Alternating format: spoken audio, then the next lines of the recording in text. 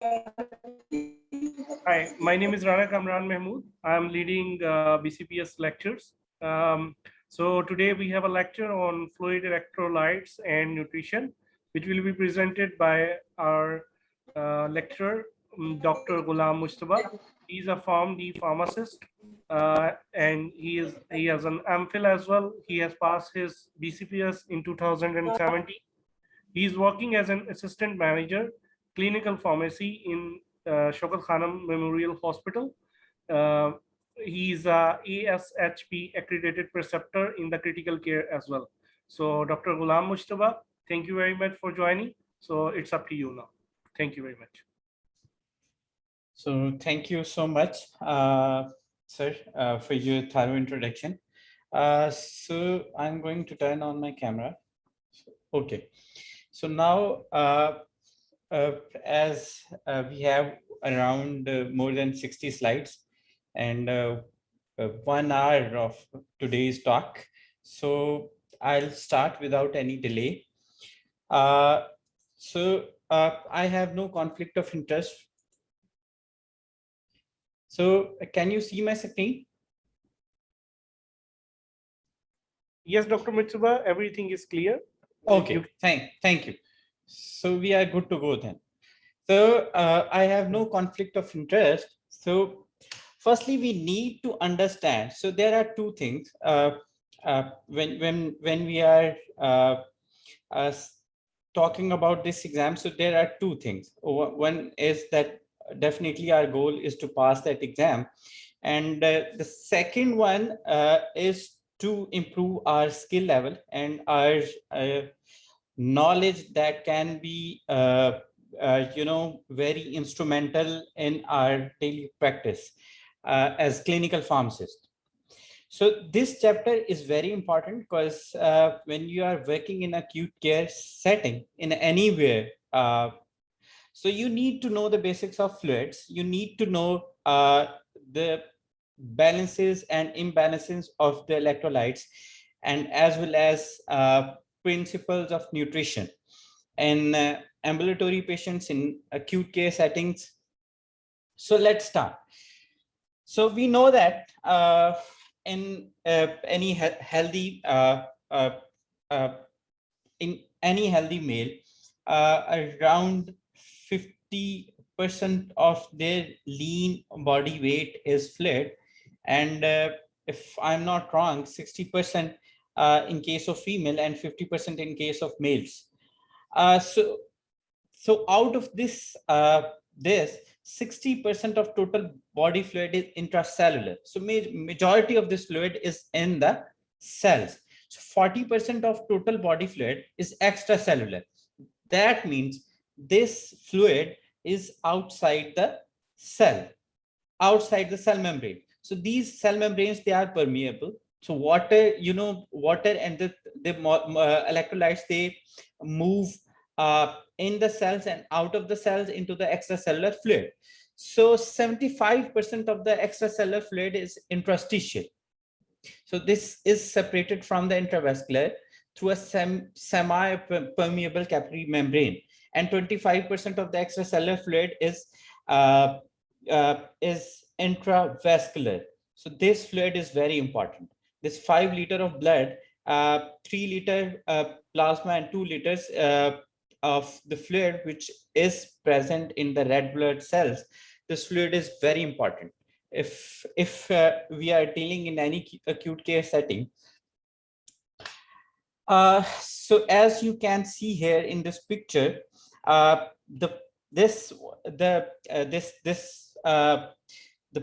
this picture, in particular picture, this large vein, it shows the intravascular fluid, and around this there is a semi-permeable membrane. This one is interstitial fluid, and then the fluid between the intravascular and the intracellular space is interstitial fluid.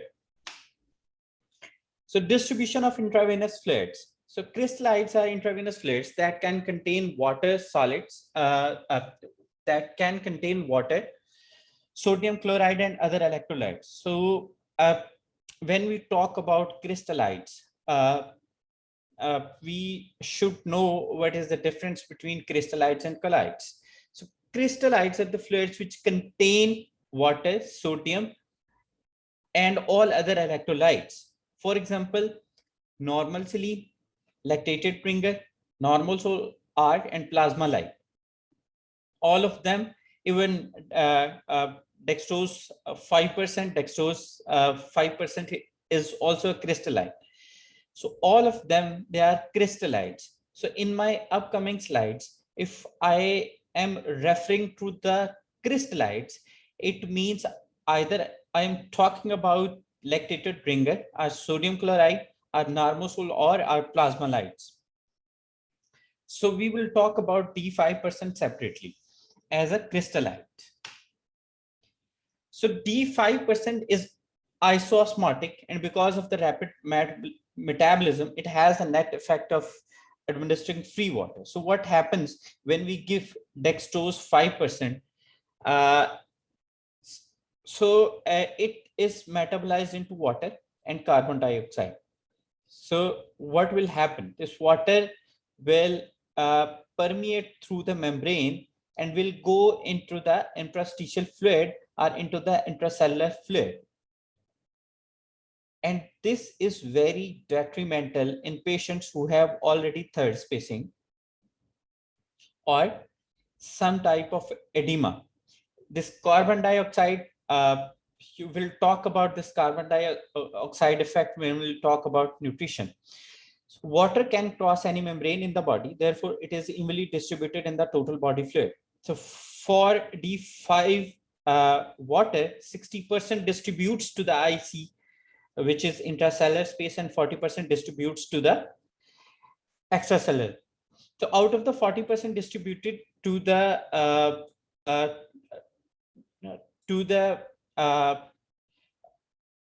extracellular space, 25% remains in the intravascular space, and 75% distributes to the interstitial space. So when we will talk about the resuscitation, this point is very important. When we are going to choose between the crystallites as a resuscitation fluid, so we should know that how much of that fluid we are giving as a resuscitation fluid, how much of that fluid is going to stay into the intravascular space. So therefore, when 1 liter of dextrose is given intravascularly, only 100 ml of that fluid is going to retain in the intravascular compartment. It means out of that 1000 mils, 900 mils will be, it will be metabolized, and that is just a water that is going to exacerbate the already, the already present clinical edema. Colloids. So colloids are too large to cross the capillary membranes. Therefore, they remain primarily in the intravascular space. So except for 25% albumin. So when you are going to give 500 ml of colloid, it will result into 500 mils of intravascular volume. So 5%, 500 mils of 5% albumin, it will give you 500 ml of intravascular volume. Giving 500 ml of dextran will give you 500 ml of intravascular fluid. But in case of 25% albumin, the case is different. When you give 25% albumin, if you give 100 ml of 25% albumin, it will give, it has a net effect of drawing fluid into the intravascular space from the extravascular space. So if you are giving 100 ml of 25% albumin, it will result into a 500 ml of net positive into the intravascular volume. So it is clinically used, 25% albumin is clinically used into only a few clinical indications. For example, because of this effect, it will draw the fluid from the extravascular space into the vessels. So it will it will result into dehydration. So there are only few clinical indications, or you can say the evidence-based indications of 25% albumin. For example, if you have to, if you are going to train ascites in some patients and the fluid that is going to be drawn out of the body is more than 5 liters, then you will definitely give albumin. Similarly, if you have given a large amount of the crystallites and the patient is still fluid depleted, but you can't give enough of the crystallites because certain portion of that fluid is going to remain into the extra vascular space. So in this second indication, you will give 25% albumin. So we have a case where a 65-year-old man, weight 80 kg, with a 3-day history of body temperature of 102 Fahrenheit, lethargy and productive cough, is hospitalized for community-acquired pneumonia. His medical history includes uncontrolled hypertension and coronary artery disease. His vital signs include heart rate of 104 beats per minute, blood pressure 112, 68, and body temperature 101. His urine output is 10 mils per hour, and his potassium is 4 MEq per liter, BUN is 46, and serum creatinine is 1.7. White count is 10.4. Other laboratory values are normal. So what is the appropriate, most appropriate at this time? So what will you do? You will give furosemide 40 milligram intravenously. You will give albumin 25%, 100 ml intravenously over 60 minutes. You will give lactated Pringle solution 1000 ml intravenous over 60 minutes, or you would give D5 half saline plus potassium chloride 20 MEq per liter to infuse at 110 ml per hour. So क्या करेंगे आप? See, why? See, most of you guys. So from exam point of view, it is a tip, a very important one, कि आपने सबसे पहले जो वो options जो बिल्कुल out of the box हैं, जो out of the context हैं, उनको rule out करना, ठीक है? और even if you know the answer 100%, तो इसके बावजूद उसको थोड़ा सा टाइम दें, उसके ऊपर सोचें. फॉर इससे क्या होगा कि when you will jump into the conclusion के इसका तो ऑप्शन ये बनता है, उसकी वजह ये होगी कि ऊपर कुछ ना कुछ ऐसी एक डिटेल होगी जो आप मिस कर जाएंगे. That would be a contradiction और समथिंग, जिसकी वजह से आप अपना जो है क्वेश्चन जो है जो बिल्कुल सही हो सकता था उसको गलत मार्क करके आएंगे. ठीक है, तो हमेशा पहले प्रॉपर्ली रीड करना है, देन आंसर करना है. सो कभी भी ऐसा नहीं होगा कि इस पेशेंट को जिसको फीवर है, जिसका हार्ट रेट ज्यादा है, ठीक है, इसको आप कभी भी फ्रूसिमाइड तो नहीं देंगे. फ्रूसिमाइड फर्दर डाययूरेसिस करेगी. ठीक है, so option A is out of the box. Similarly, option D, when we look at the option D, so why can't we give D5 half saline plus potassium chloride at the rate of 110?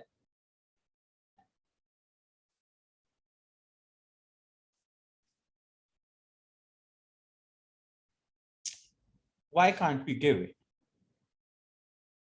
Because that is if we will talk about a maintenance plate, that would be a perfect choice, but that patient needs a resuscitation, and that should be done with a lactated ringer, and that lactated ringer should be infused within 60 minutes instead of giving at a certain rate. So option C is the right option. Any confusion?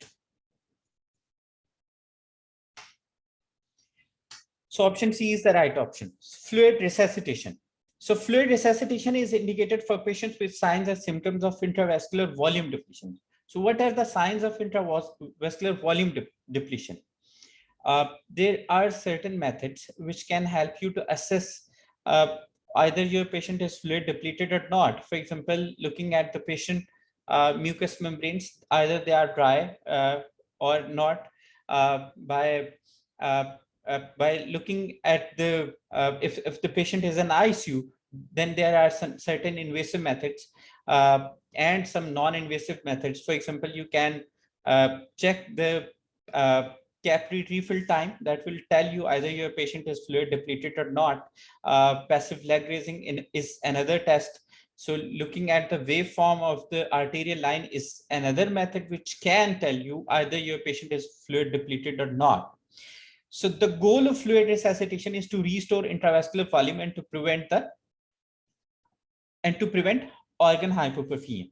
So if the patient is fluid depleted, which happens in most of the shock situations, especially in the septic shock, the fluid has moved out of the intravascular space through leaky capillaries into the extravascular.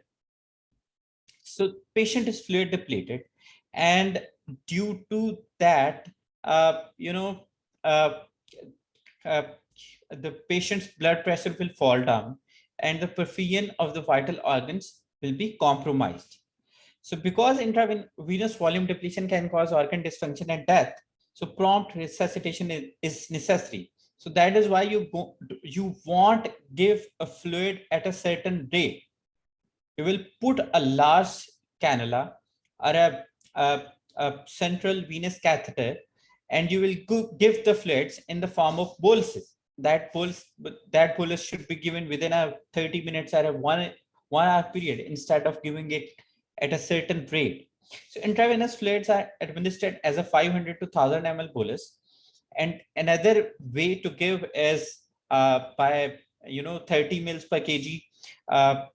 So we have 3 to 4 critical care consultant in our setting, and one of them always gives fluid which are weight based, like if the patient is 20 kilos, especially in case of peds patient, then the first bolus will be 600 ml.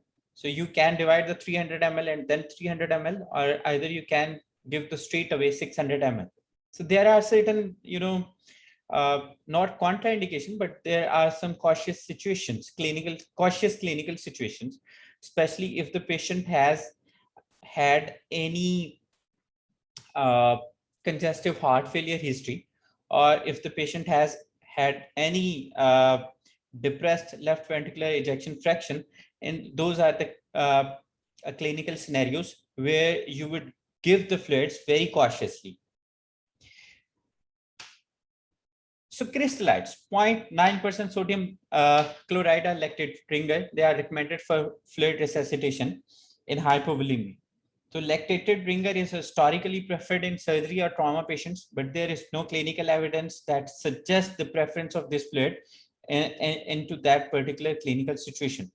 The lactate in lactated ringer solution is metabolized into bicarb, and it can theoretically be useful for metabolic acidosis, but clinically that is not true. No one relies on that bicarb. So if the patient presents with severe acidosis and the base deficit is very high, in all those cases, they give separate bicarbonate instead of relying that bicarbonate that is metabolized from the ringer lactate. So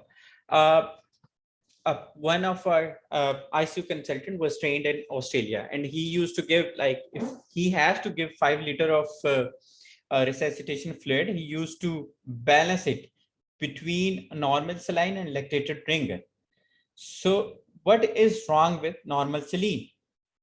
Can anybody tell me what is wrong with normal saline? Why can't we give just the normal saline as a resuscitation fluid?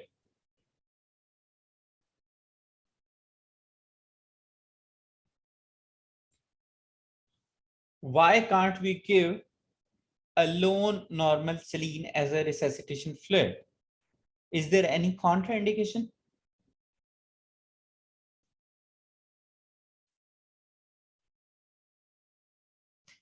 Excellent. Due to high chloride.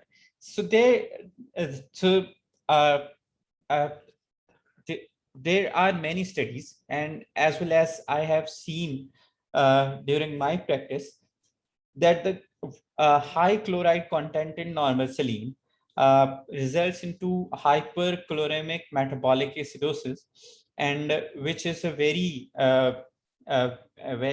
important phenomena, uh, which uh, overall metabolic acidosis has is an independent risk factor for increased mortality in acute care settings.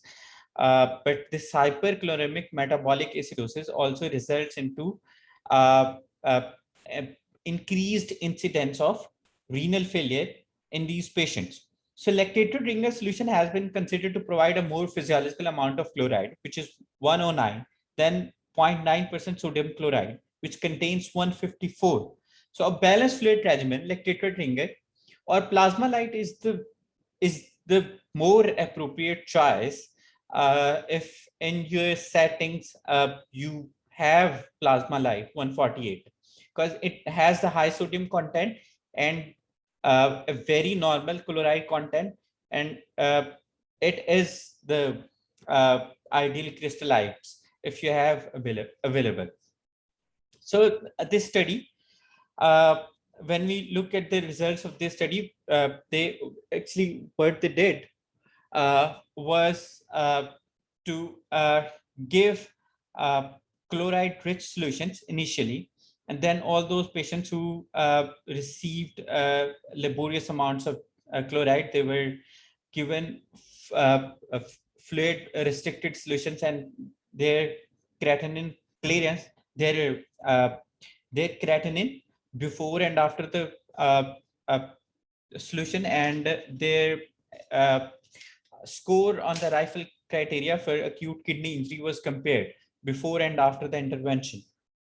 So when we look at the data, it was association between chloride liberal versus chloride restrictive intravenous fluid administration.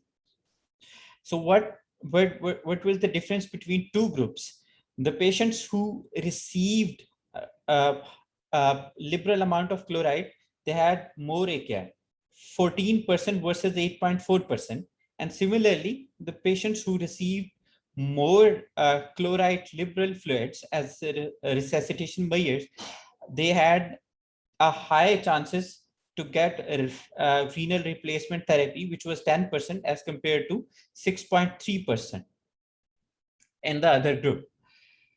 So in a second trial in a multi-center retrospective cohort study, a balanced solution was compared with isotonic fluid in patients with sepsis. In these patients with vasopressor dependent sepsis, those receiving balanced fluid had a low risk of in-hospital mortality. But there are many other papers which has not proven any mortality benefit with the balanced crystallites. So the choice is very subjective between sodium chloride and ringer lactate. Most of the time, ringer lactate, being the very old one, and most of the critical care consultant, they are very familiar with it, so they preferably give ringer lactate. But there are other who give it in a balanced amount along with normal saline. So more recent studies have shown that when compared with 0.9% sodium chloride, balanced crystallite result in a low rate of composite outcome of any cause of death. So new renal replacement therapy and persistent renal dysfunction in intensive care unit. There was no difference found in hospital free days in non-ICU patients. So albumin can be considered in patients with low albumin concentration who have required a large volume of resuscitation fluid. So albumin 25% can be considered in conjunction with diuretics for patients with clinically significant edema. So this is usually not a resuscitation measure, but in our setting, we usually do this when we are going to wean off our patients from the ventilators. So all those patients who had any clinical edema signs, are they look edematous. When we are going to start diuretics, we give it along with the cover of albumin 25%. for effective diuresis. So that is all with the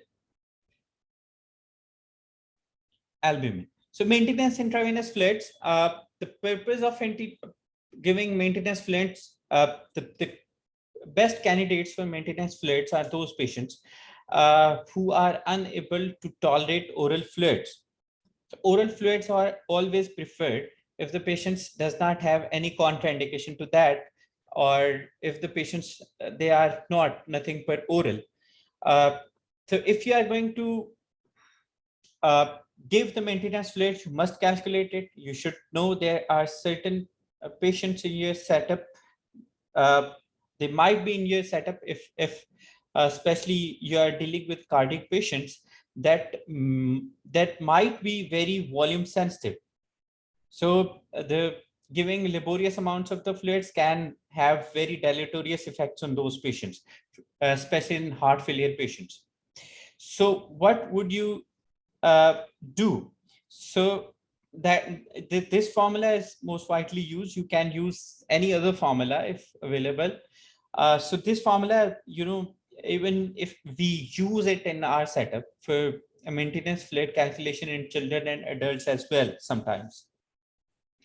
So you will give 100 ml per kg for first 10 kg, then 50 ml per kg for next 10 kg, and then you will give 20 ml per kg for next all kilograms. So this calculated fluid should be given in the 24 hours period. So a typical maintenance intravenous fluid is D5 with half saline plus potassium chloride. So you can add a sodium bicarb and 850 ml of saline, 850 ml of dextrose. Avoid adding it into the 0.9% sodium chloride because it will result in 1.6% sodium chloride. That is a hypertonic one. So avoid adding it into the as much as you can avoid adding it into the sodium chloride. So any question?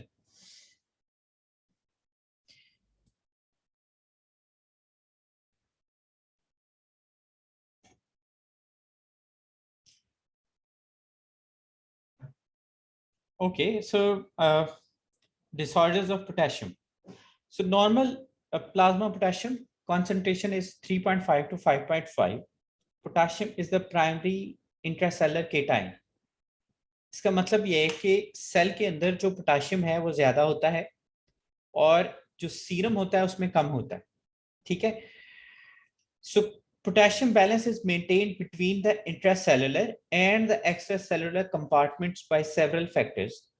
So there are three major factors which regulate the movement of potassium across these compartments.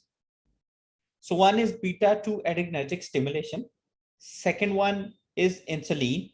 And third one is plasma potassium concentration. You know, it directly relates with other clinical situations that we will discuss later. So what is hypokalemia? So if the potassium concentration is below 3.5, that is hypokalemia. So the major causes of hypokalemia, not major one. So reduced intake is not always the major cause of hypokalemia. Because you know, if the patient is taking less amount of the potassium, that can be balanced by the movement of the potassium from intracellular to the into the extracellular space. Second factor may be increased shift of the potassium into the cells, which is commonly seen in alkalosis or in patients who are on insulin therapy or who are receiving beta-2 receptor agonists, patients who are hypothermic, especially in those settings which usually they start therapeutic hypothermia in post-COVID situations. So increased GI losses, if I'm talking about my setup, so increased GI losses is one of the major cause. And second one is some of the drugs that can increase the potassium excretion, uh, like amphotericin. These two are the major causes.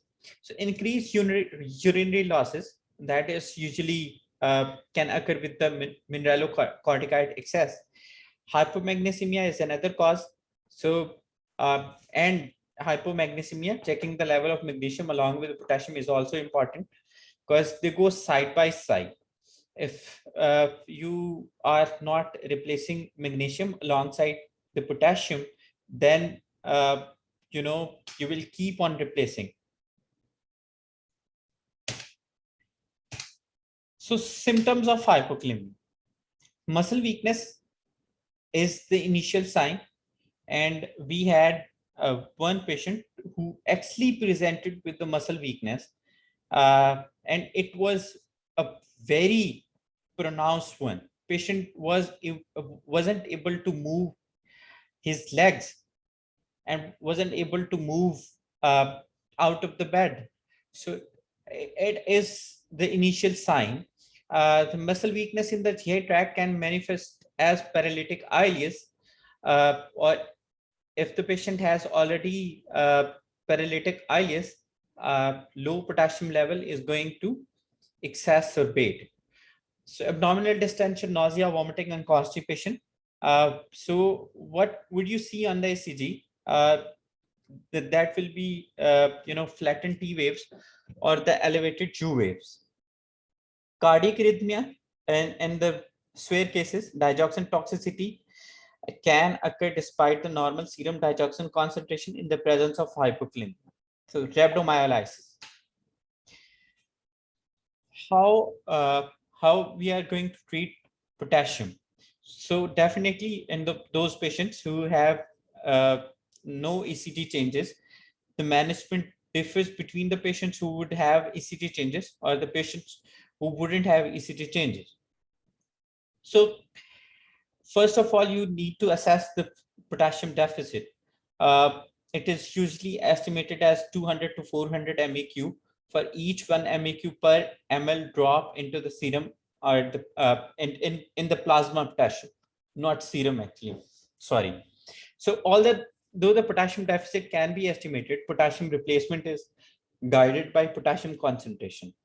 So you will keep it checking every 2 to 4 hours.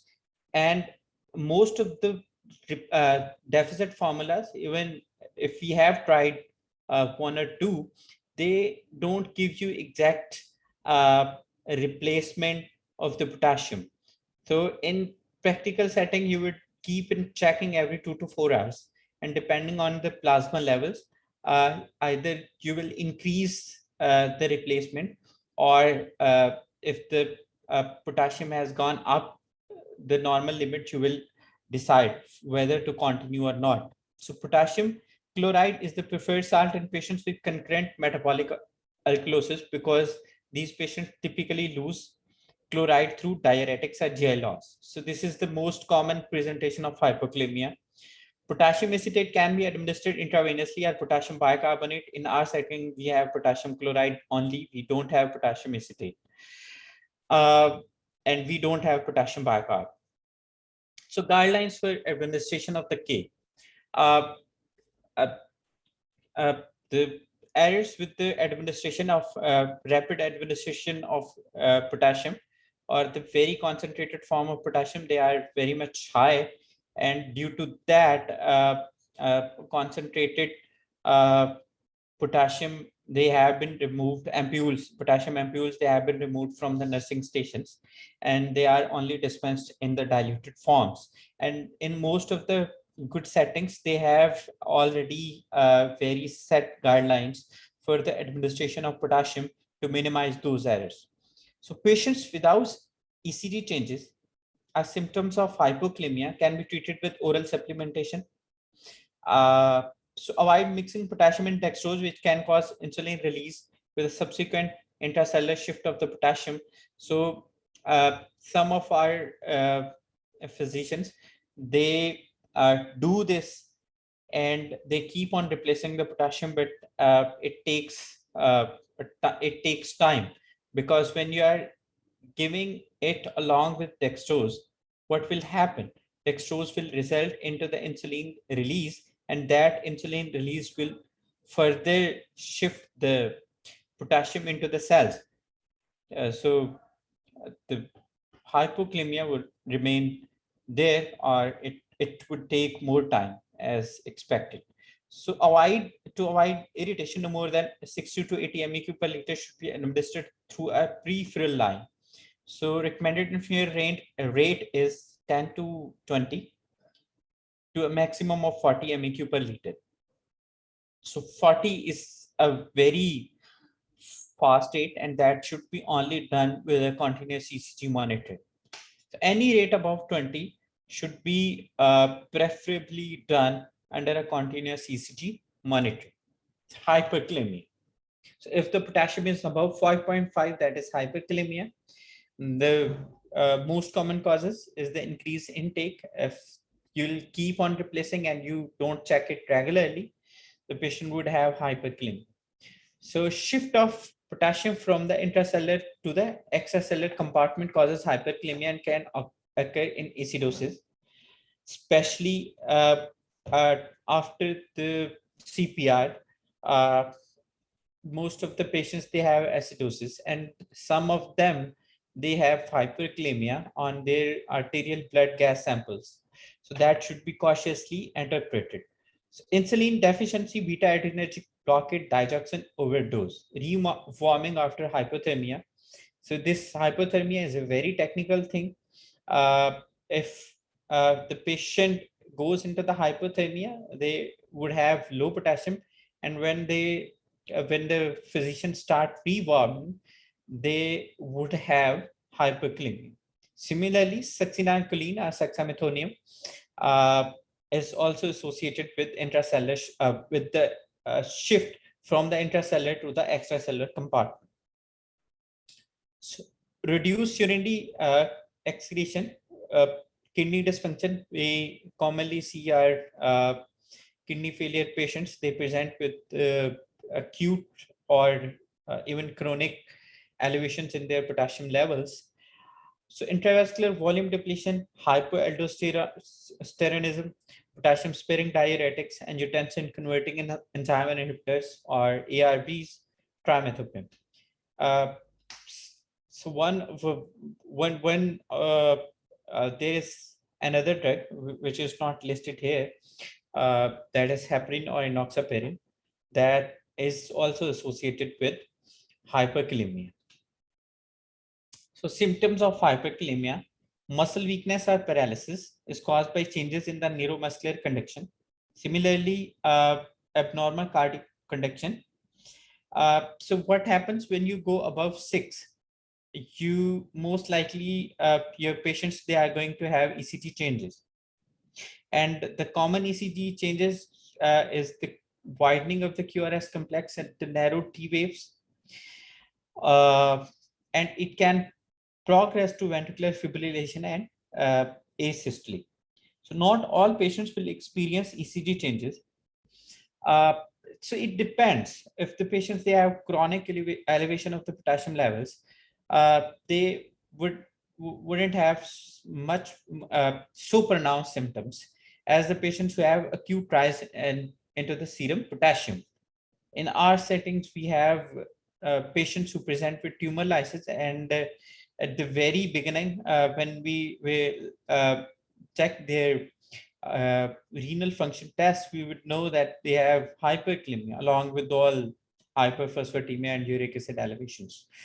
So conduction disturbance they are increased by hypocalcemia. Their concurrent hypocalcemia or hypomagnesemia. The patient would have, very fatal arrhythmias. Pseudo hyperkalemia is also important. Sometimes nursing staff, they take the potassium sample from that line or that arm from where you are actually giving the potassium replacement. So that is a pseudo hyperkalemia, and that should be cautiously interpreted. treatment of hyperkalemia. So if the patient is asymptomatic, or if the patient is ambulatory patient, then you would pick sodium polystyrene sulfonate powder, which is commonly known as K-axylate. And if the patient presents with the symptoms, remember hyperkalemia is very, very fatal, and that should be dealt immediately.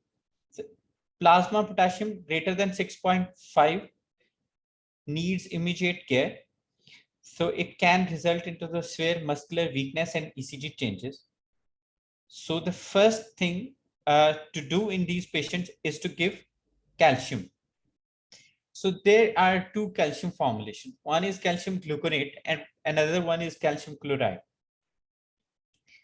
So calcium gluconate has elemental calcium around 91 or 95, I think, I'm not sure, but it is around 90. And in case of calcium chloride, it has threefold more elemental calcium as compared to calcium gluconate. So calcium gluconate can be given through the peripheral line, but calcium chloride should always be given through central intravenous access. So, this is a very challenging situation if the patient presents with the acute rise in potassium. So putting the central line will take definitely more time in the management, and the very good choice in such patients is to give calcium gluconate 1000 milligram, and it should be given in 5 to 10 minutes.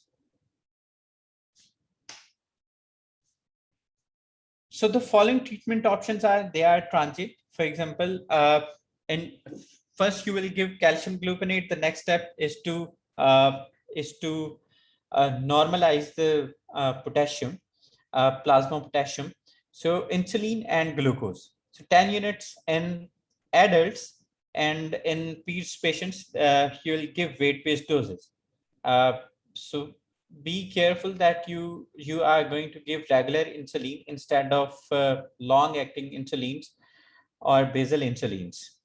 So it will decrease potassium, and insulin is the drug of choice in case of emergency. Like you are not going to try K-axylate or the other measures which will take more time for the potassium to come down to normal. So it lowers the potassium by 0.5 to 1.5 MEq per liter within the first hour. So if the patient has hyperglycemia, you can skip the glucose. So it is more predictable as compared to sodium bicarbonate and beta-2 adrenergic agonists. So monitor for the sign and symptom of hypoglycemia, even if you are giving dextrose. Sodium bicarbonate. Sodium bicarbonate is usually given during very emergency situations, like during the code blue situation. If you come to know, like in our patients who present with tumor lysis syndrome, and on the presentation we will know through their arterial blood gas samples that they have very high potassium values, like 8.5 or even in some cases 8.7. So in those patients, you would give sodium bicarbonate, because insulin, arranging the insulin that during that code time, and when you would expect that, actually the arranging the insulin and giving it will take time. So better is to give sodium bicarbonate. It can lower the plasma potassium within 30 to 60 minutes. That can persist for several hours. The efficacy of bicarbonate is disputed. It seems least effective in patients with advanced kidney disease, and that is correct. In advanced kidney disease patients, we won't give. It may be effective in patients with underlying metabolic acidosis. Sodium bicarbonate use has reason been limited by shortages. Its use should be reserved for other conditions during shortages.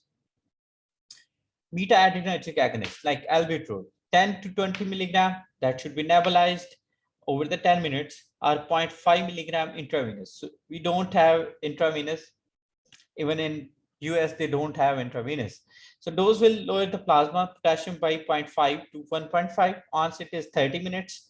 Avoid use in patients who had or they have actually coronary ischemia because the risk of tachycardia. And similarly, the patients who have some history of CAD or any any type of unstable angina. So up to 40% of the patients do not respond to inhaled albuterol. So that is why insulin is the preferred choice. And when you are going to pick any of these treatment strategies for hyperkalemia during your exam, you need to know the onset time and the relative contraindication of these interventions, and as well as the evidence behind it.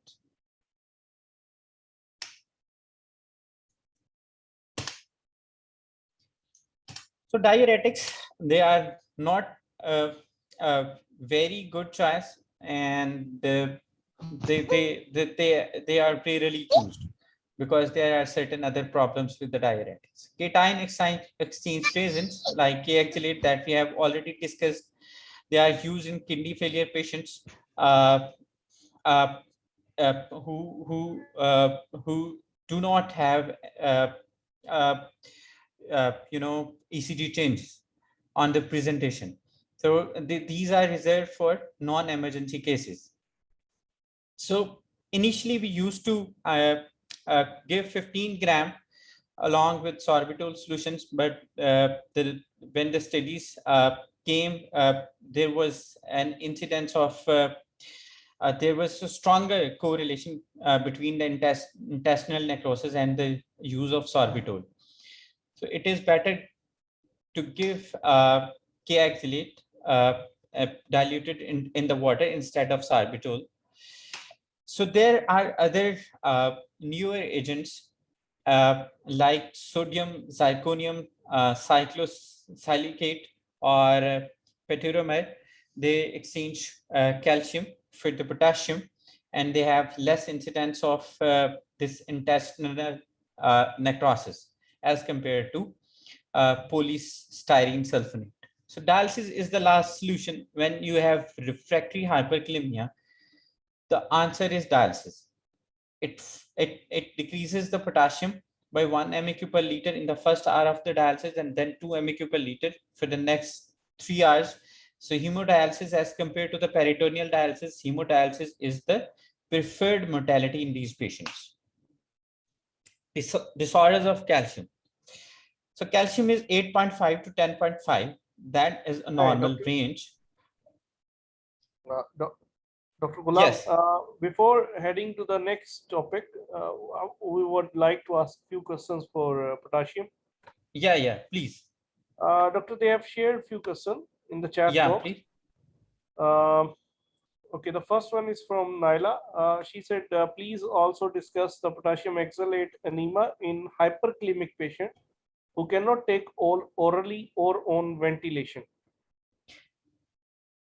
Yes, so okay, so ventilation is not a contraindication for the oral use. Most of our ventilated patients, they have nasogastric or orogastric tubes, but if the patient somehow can't take orally, then yes, you can give retention enemas. In hyperkalemic patient. Yeah, you can give retention enema, but remember, when someone is going to ask the emergency management of potassium, then the answer is not K-axillate.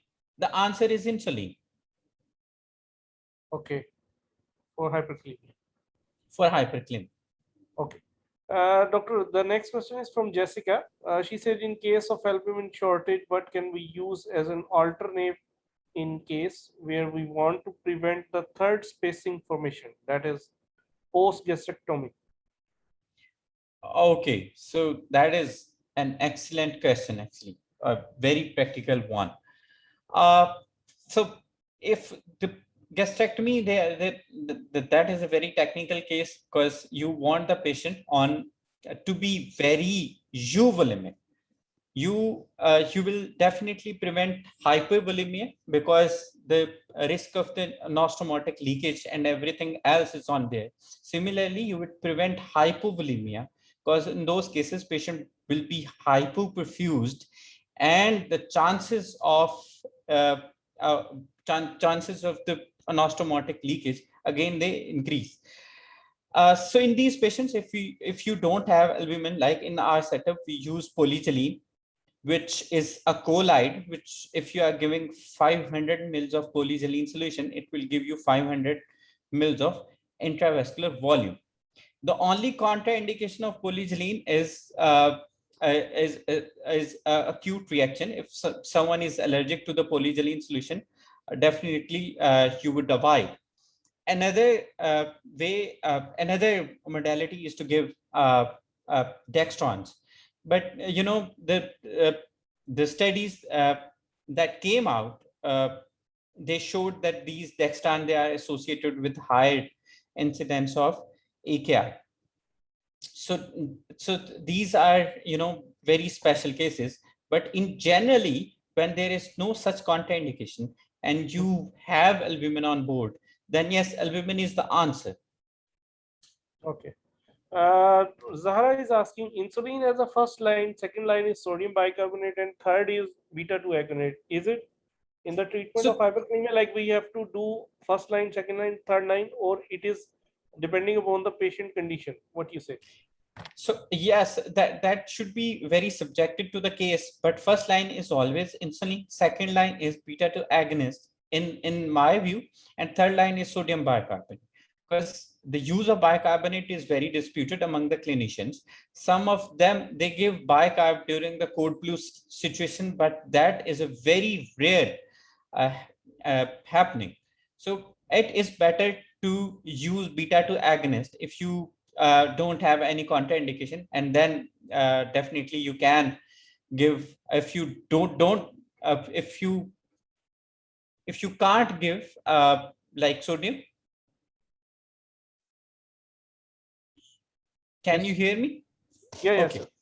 Okay, so if you can't give beta 2 agonist, yes, you can give sodium bicarbonate, because putting the dialysis catheter and starting the patient on the dialysis and all other modalities will take the time. And this is an emergency, and obviously you have to uh, pick one or two options. Okay, Dr. Osmolarity, we will discuss later in this Yeah, slide. yeah, yeah, Okay. yeah. We will discuss So about now we can go osmolarity ahead. in the coming slides. Yeah, we can go ahead, sir. Thank you. Okay. So I can't switch on my camera. Is there any problem? No issue, sir. You can continue. Whenever you can do. No problem. So I think there is some technical problem with the camera, but I will continue. So distribution of calcium. So this is something very different as we discussed in case of potassium. In case of calcium, extracellular fluid has just 1% of the total body stores. 99% of the total body stores of calcium, they are in the skeletal bones. So about half of this calcium, which is just 1% of the total body stores, that is 50% of it is bound to the plasma protein, which is primarily albumin, and the another 50% is unbound, or the ionized one. So ionized calcium is regulated by parathyroid hormone, phosphorus, vitamin D, and calcitonin. So if you have hypovitaminosis of vitamin D, you would have hypocalcemia. Similarly, if the patient has a thyroid surgery and the thyroid is removed, they require calcium for the rest of their lives. What happens with the phosphorus, we'll discuss later.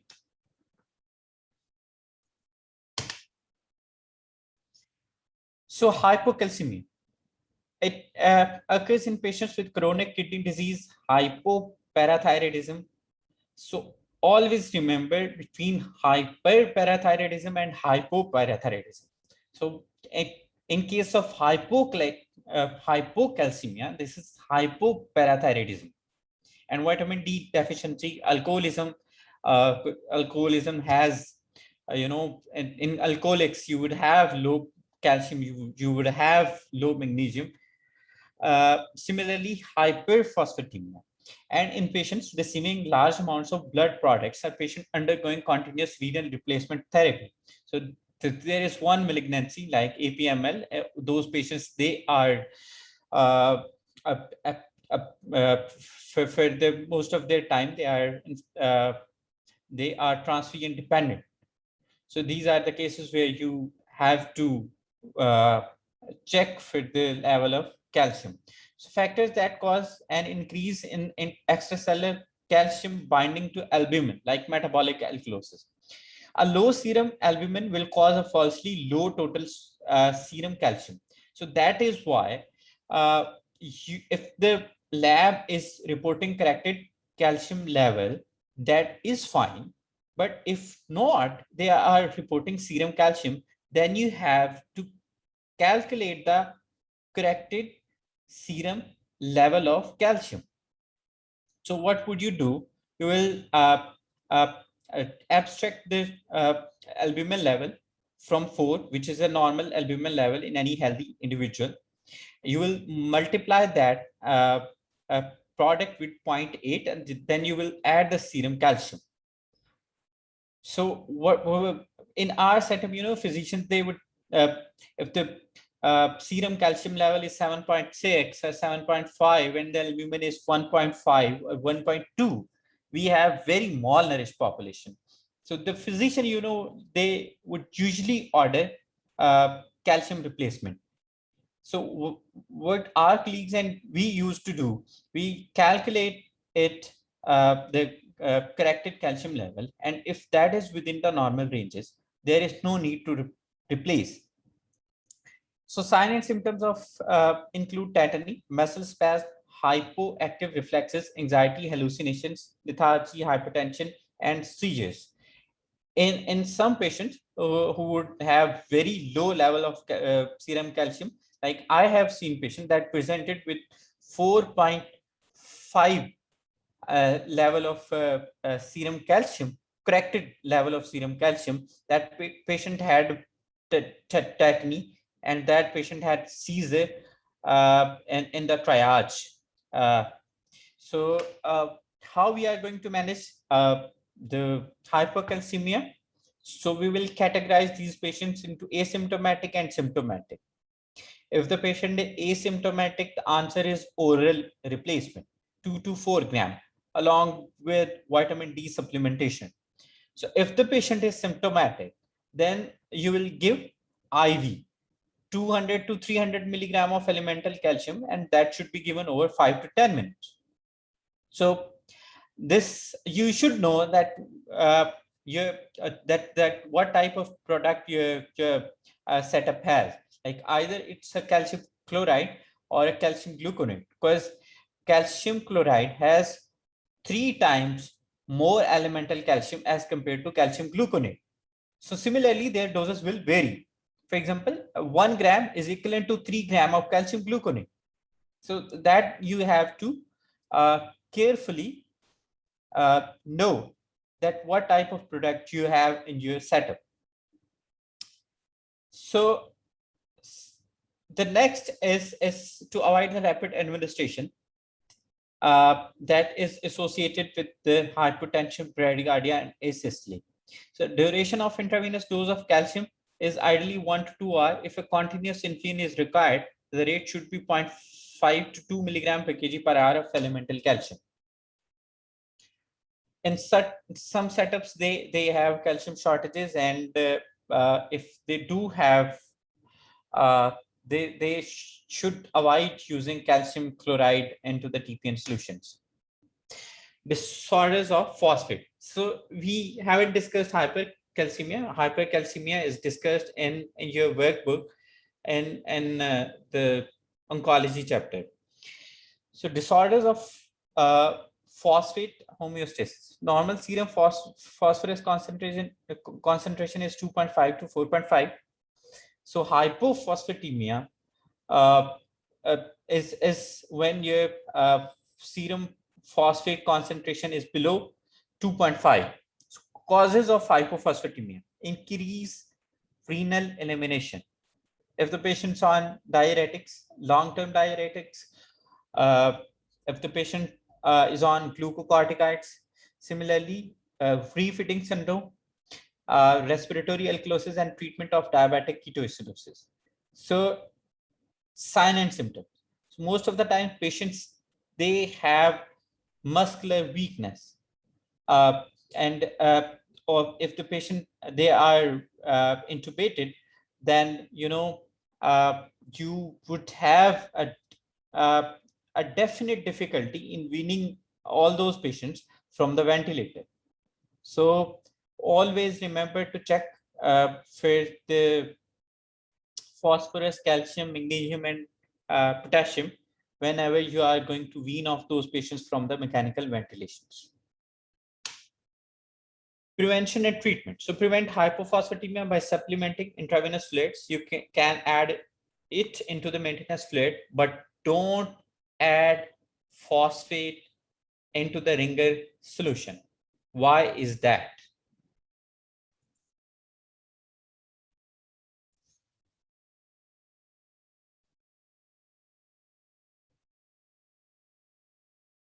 Why is that? So the reason is because the lactated ringer has calcium in it. And if you are adding phosphorate, they will bind and precipitate in the form of calcium phosphate. And that would be very dangerous for your patient. So oral phosphate products, they have a very poor absorption. If the patient has very low level of phosphate and you have to replace it effectively and immediately, then IV phosphate replacement is the answer. So symptomatic patients, they typically receive 15 to 30 millimole and then sometimes up to 60 millimole of phosphorus. So in our product, we have sodium, phosphate, potassium. We do not have phosphate, potassium and sodium product. So you have to be very careful with the potassium, and you should know, as a pharmacist, you should know that along with phosphate, how much potassium you are going to give to that patient.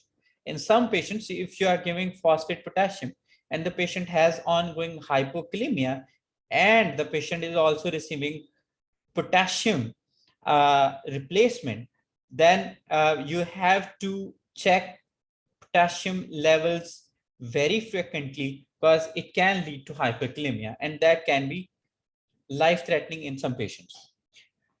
Phosphate shortages, yes, we did have many shortages of phosphate. That is why we started preparing it in our setup.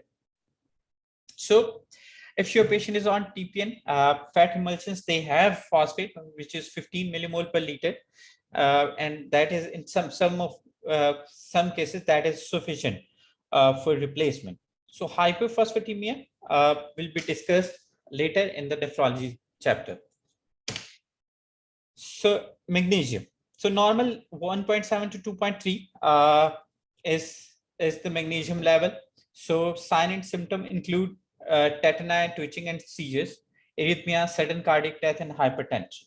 So if similarly, we'll divide the patients into symptomatic and asymptomatic. In the symptomatic patients, you would give 1 to 4 gram of the magnesium sulfate by slow intravenous infusion. So remember that if you are giving it at a rate greater than 1 gram per hour, the urinary excretion or the renal excretion of the magnesium will be more rapid. It means the faster you give it, the faster it will be excreted from the body. So that is why the magnesium should be replaced slowly. So asymptomatic patients with mild to moderate hypomagnesemia should also be treated with 1 to 4 gram of magnesium sulfate by slow intravenous infusion. So reduce the dose by half in patients with kidney insufficiency because they have reduced renal clearance of magnesium. About half of the administered magnesium is excreted in the kidney. Therefore, magnesium replacement can occur over 3 to 5 days. So that is why you have to be very patient. So we have a case, a 72-year-old woman, weight 60 kg with a history of hypertension, has developed hypernatremia after starting hydrochlorothiazide 3 weeks earlier. She experiences dizziness, fatigue, and nausea. Her serum sodium is 116. Her blood pressure is 86/50 millimeter of mercury, and heart rate is 122 beats per minute. In addition to the discontinuing hydrochlorothiazide, which initial treatment regimen is best? So, any guess from our audience?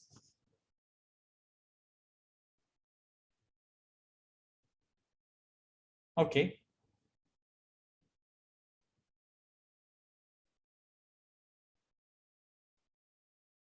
Okay. So remember this case, we will discuss this later. Some of you know, most of you are of the view that C is the right option. So let me discuss it, whether hypertonic saline is the answer, is the right answer in this case. So osmolality. So in exam point of view, you have to be very peculiar about this, because you would be asked questions from the either the management of hypernatremia or the hyponatremia. We have to be very peculiar.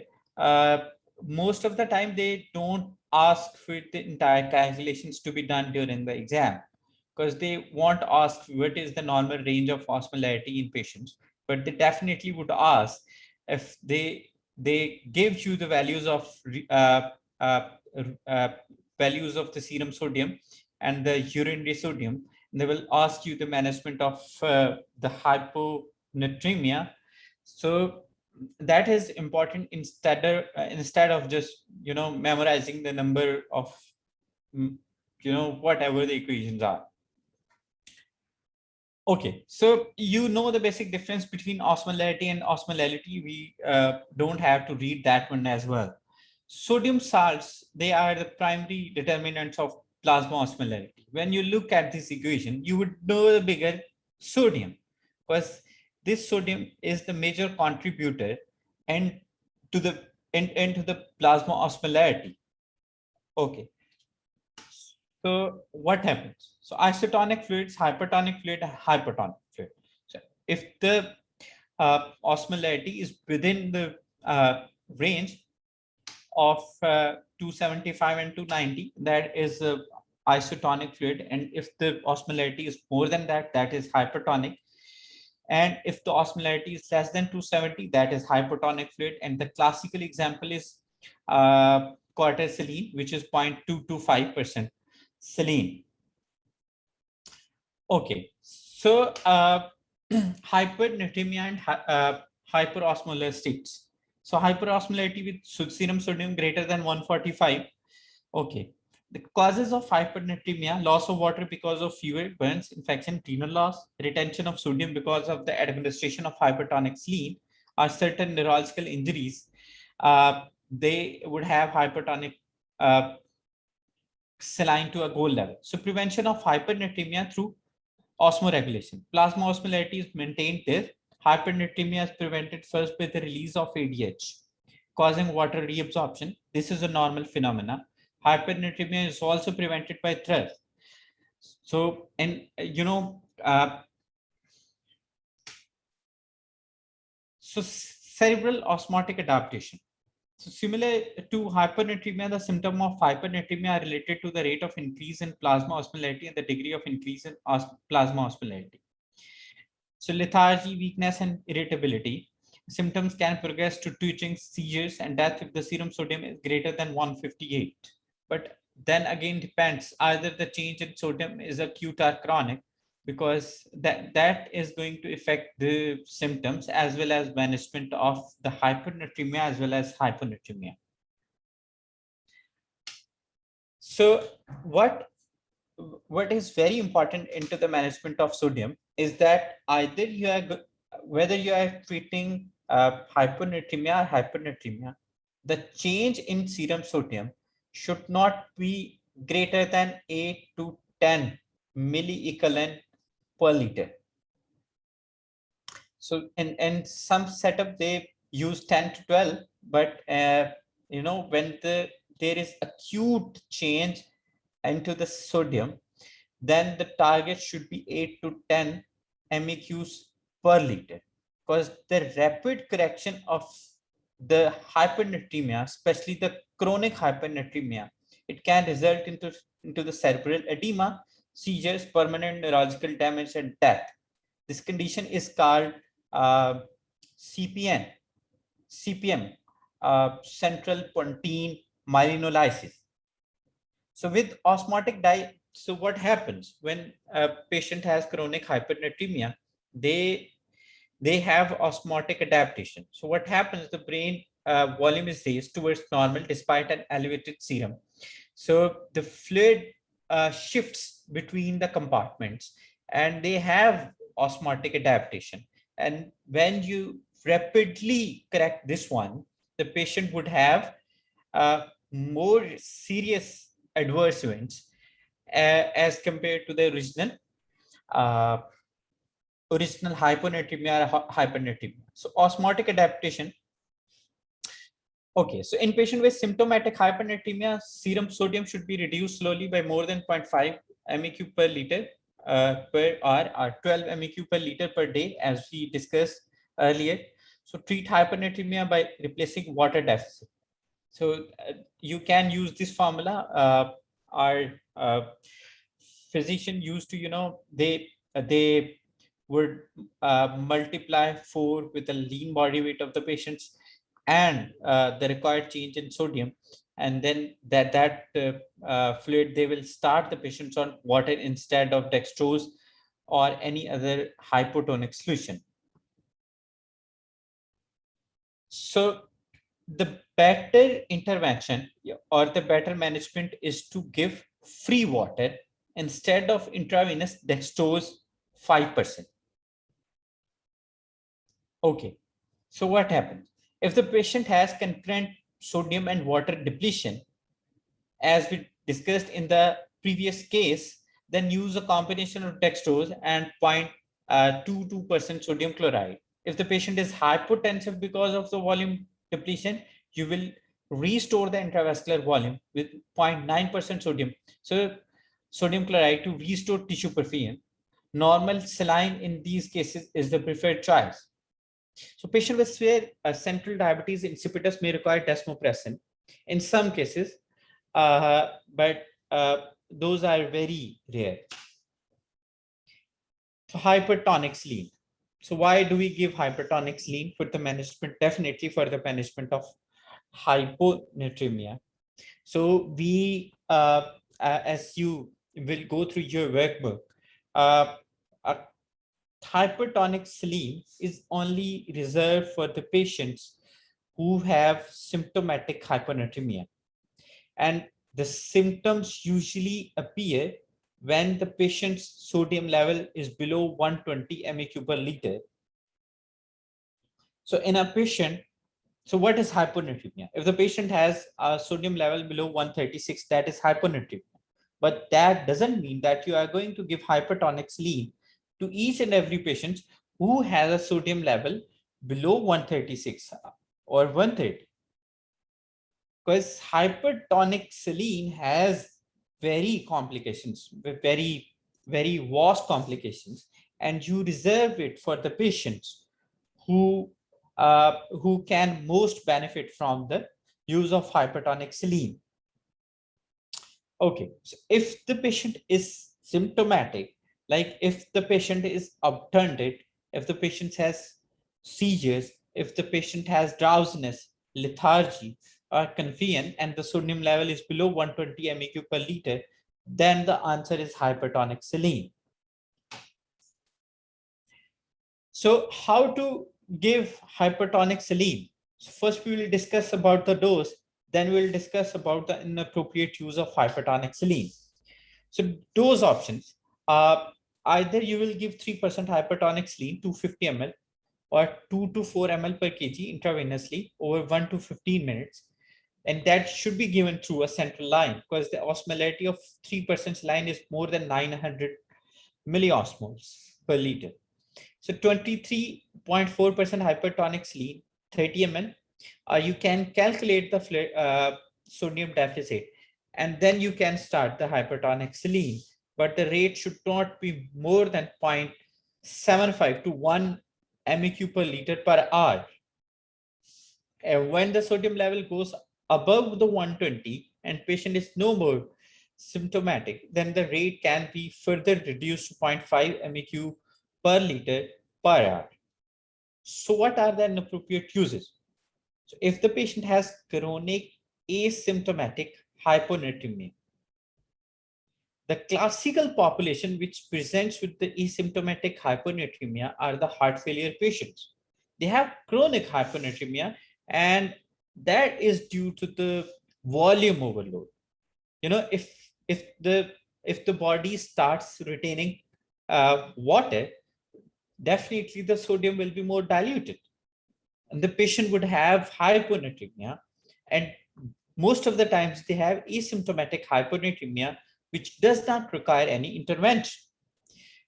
So hyponatremia with severe hypercalcemia, because hyperglycemia will cause pseudo hyponatremia.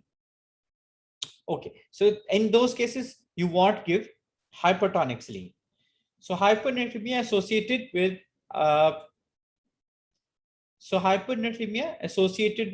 hypervolemia, like as we discussed in heart failure patients.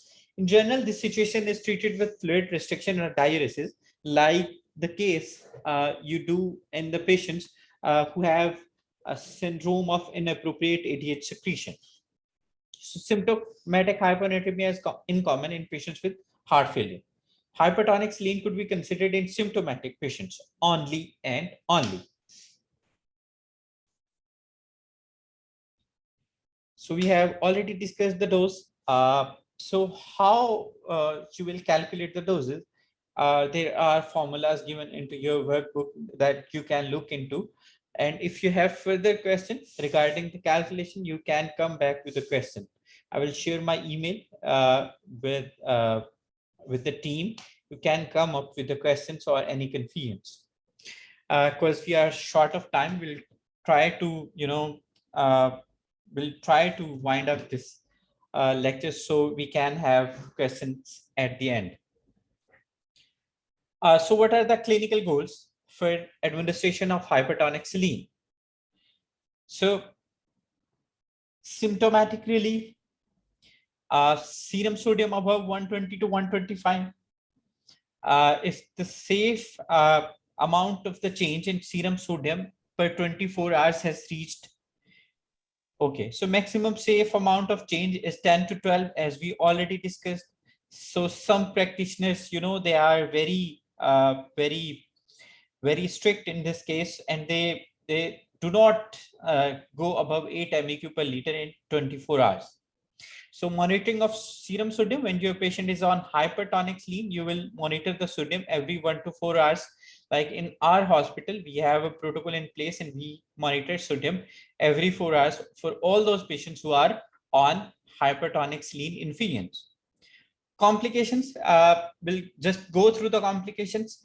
Osmotic demyelination syndrome, as we discussed, with the rapid elevation of sodium replacement. Hypocalcemia, hyperchloremic acidosis, hypernatremia, phlebitis, if it is given through the peripheral line. Heart failure, fluid overload can result. Hypertonic saline can have a diuretic effect. Coagulopathy, hypertension, if hypertonic saline is given rapidly. So hypotonic intravenous fluids. So always, you should always avoid giving hypertonic fluids through the peripheral lines, and even through the central lines. If you are going to give a 0.225% sodium, always give it along dextrose. You can add, to increase the osmolarity of the solution, like 0.2 to 5% sodium has around 70 milliosmole of osmolarity, and this is very hypoosmolar. So you can add potassium chloride or sodium bicarbonate in these cases. So next is our nutrition. So no nutrition has increased mortality in the acute care settings, and we all agree to it. And there are extensive studies on this, that how malnutrition have clinical implications on mortality.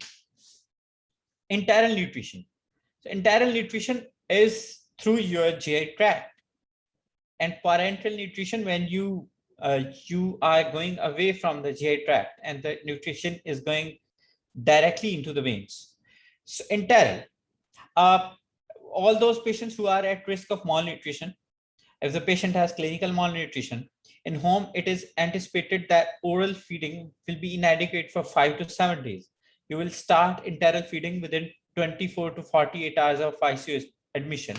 And there are very well controlled clinical trials and systematic reviews that have showed that if you delay the feeding and the patient have clinically, if the patients they have malnutrition, then the mortality goes up. What are the contraindication of enteral nutrition? If the patient had complete intestinal obstruction, GI fistulas, they have very short bowel, severe diarrhea or vomiting, hemodynamic instability, paralytic ileus, absence of bowel sounds is not contraindication.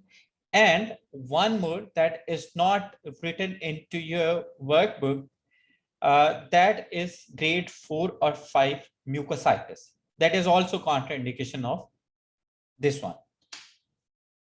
And administration routes. So there are two commonly used routes like nasogastric and orogastric tubes. These are usually large bore NGR OG tubes that either goes through the nose or through the oral cavity. So these are used for the feeding purpose as well as for the suction purposes in some patients. Then we have small bore feeding tubes. They are more flexible and they are used through the nasogastric and orogastric tubes.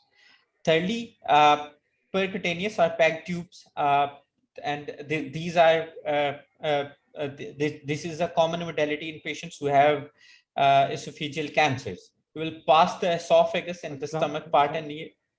Assalamu alaikum, Dr. Mujtaba. Yes, sir. Sorry for interruption. We usually like to finish 9:15-ish. So how many more slides do you have? Do you think you can wrap it up in the next 6 minutes? Yeah, definitely. I'll try my best. Okay. So we have a very short time. So we won't go into the details of the delivery and the delivery mechanism. We'll just skip that part, and that is very easy. You can go through it from your workbook. So similarly, so there are certain complications like improper tube placement, clogged feeding tubes, aspiration, diarrhea,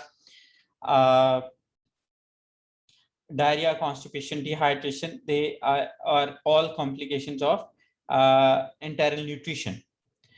So how do you monitor? So monitoring of enteral nutrition and parenteral nutrition is almost similar, and we discuss it in the parenteral nutrition portion. So we'll skip the case. This is from your casebook because lack of time. So drug administration during using the enteral excess. So that is very important. If your patient is on feeding, you should know that if the patient is on continuous feed, there are some medications which absorption of those drugs is significantly reduced if you are giving it with the feeds. So always remember to hold the feeds 1 hour before and 1 hour after the administration of these drugs, like fluoroquinolones, phenytoin, warfarin, and bisphosphonates. So developing EN regimens, in most of the setups, like in our setup, we have 1 kilocals per mils of formula, and that is usually given weight based. Parenteral nutrition. So the contraindication of the enteral nutrition, they are actually indications for parenteral nutrition. If you can't somehow give enteral nutrition, then the answer is parenteral nutrition. So there are two types of modalities, 2-in-1 and 3-in-1. 2-in-1, where you give lipid through a separate line instead of adding it into the TPN admixture. And 3-in-1, where you will the three components like proteins, dextrose, and lipids, you will add it into the same bag. And each one of them, they have disadvantages and advantages. So what are the nutritional components? There are three major components in addition to the electrolytes and multivitamins: dextrose, proteins, and lipids. Okay, so how do you calculate a formula? So first of all, you will determine the caloric requirements. You will calculate the fluid requirements. You can use the formula that we already discussed for the calculation of maintenance fluid in our today's talk. You will determine the protein requirements, and for that you should know that what are the stress factors. There are certain clinical situations where the need of high protein diet is very necessary, like in the patients, in the burn patients, you will require a protein rich formula. Similarly, in critically ill patients or in the patients who are on continuous renal replacement therapy, in all those patients, you would give high proteins. So calculate non-protein, and then you will estimate a daily maintenance amount of electrolytes, vitamins, and trace elements. So these are the major steps. Order of mixing is important, because if you wrongly mix the TPN, there are two components of TPN, or electrolytes in the TPN. They will contribute to the precipitation, and they can cause emboli. So those are calcium and phosphorus. So this sequence should always be followed when you are going to prepare TPN. So in your exam, you can have question like they will give you arrangement of these fluids, that in what sequence of in what sequence the following components of the TPN should be compounded. So you should know that what component should be added first and what are the components that should not be added together from your exam point of view. So these are the factors that are associated with phosphate precipitation, and you can go through your workbook for these. Medication additives. So it is a general concept that you should always avoid adding medication into the TPN formula. Most of the times it will be a non-compatible one. So when you are giving insulin, only give regular insulin, because that is compatible with parenteral nutrition. So then there is long list of complications and monitoring. So that is all for today's talk. Sorry for being slower. If you have questions, please.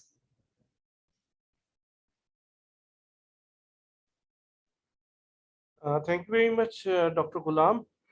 बहुत ही comprehensive और detailed topic था, और माशाल्लाह आपने बहुत अच्छे तरीके से ग्रिप किया इसको, बहुत मज़ा आया. If there is any question, the participant can ask. Yes, please. वरना सर आप, मैं तो चला जाऊंगा, आप जवाब देते रहेंगे फिर. जी जी सर, ये मेरे लिए फिर जवाब देना मुश्किल हो जाएगा. अच्छा सर, एक सवाल है. उन्होंने पूछा, मारिया ने कह रही कि almost 50% of the calcium is bound with the albumin. Yes. So if the albumin level drop in plasma, then the level of free calcium should be raised. कि अगर एल्ब्यूमिन का लेवल कम हो गया तो कैल्शियम तो बढ़ जाना चाहिए, but low serum albumin level cause low serum calcium level. What is the No, no, no, no, no, that is not true. अगर somehow इन्होंने ऐसा समझा है तो ऐसा नहीं होता. अगर एल्ब्यूमिन लेवल कम है तो जो सीरम कैल्शियम होगा वो ज्यादा होगा. मैंने यही बताया था कि जब लो एल्ब्यूमिन लेवल होता है तो आपने देखा जो सीरम कैल्शियम लेवल था दैट वाज 7.6 और एल्ब्यूमिन लेवल है 1.5, और जब आप करेक्टेड लेवल चेक करेंगे तो वो समहाउ जो नॉर्मल रेंज है उसमें कहीं फॉल कर रहा होगा. तो ऐसे पेशेंट्स के अंदर कैल्शियम रिप्लेस करने की जरूरत नहीं है. ठीक हो गया सर. बिल्कुल सर, राइट एक्सप्लेनेशन है. एक सर लास्ट क्वेश्चन है नाइला फरीद की तरफ से. उन्होंने सवाल पूछा था कि पोटेशियम क्लोराइड 25 मिली इक्विवेलेंस पर 100 ml normal saline result in osmolarity about 400 milli equivalents per liter, and we can give osmolarity of less than 900 peripherally. Is it okay to give 25 milli equivalents per 100 ml through peripheral line at the rate of 6 to 8 milli equivalents per hour? तो ये क्या इसकी होती है peripherally देने के लिए, आप क्या रिकमेंड करते हैं? इसके अंदर पहली बात तो है कि कुछ सेटअप्स हैं जो अपना बहुत इंडिविजुअलाइज्ड प्रोटोकॉल होता है. फॉर एग्जांपल अगर मैं अपनी हाँ की बात करें तो अगर पेरिफेरल लाइन है तो we give 10 MEQ in 100 ml over 1 hour. So लेकिन somehow if the center placement of the center line is taking time due to some unforeseen circumstances and you have to replace